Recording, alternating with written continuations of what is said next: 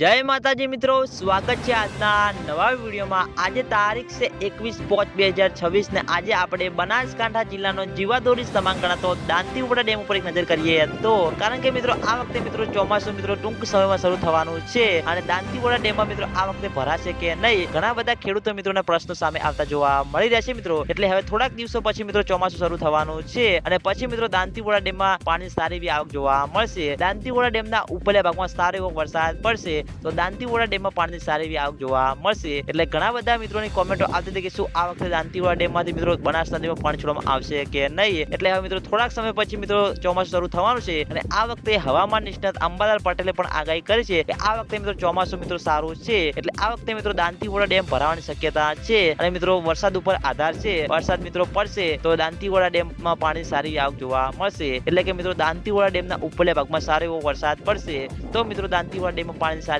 આવક જોવા મળશે અને પછી મિત્રો દાંતીવાડા ડેમ ભરાતો જોવા મળશે। એટલે જેમ મિત્રો દાંતીવાડા ડેમના ઉપરના ભાગમાં વરસાદ પડશે તેમ પાણીની આવકમાં વધારો જોવા મળશે અને દાંતીવાડા ડેમ ભરાતો જોવા મળશે। એટલે તમે બધા અમારી ચેનલ ઉપર નવા હોય તો સૌથી પહેલા વિડીયોને લાઈક કરી દેજો, કોમેન્ટ કરી દેજો અને ચેનલને સબસ્ક્રાઇબ કરી દેજો જેથી કરીને અમે Dantiwada dam, Shripur dam, Mukteshwar dam અને બનાસ નદીના અવનવા વિડીયો લઈને આવીએ તો સૌથી પહેલા તમને ખબર પડી જાય। તો મિત્રો જય માતાજી।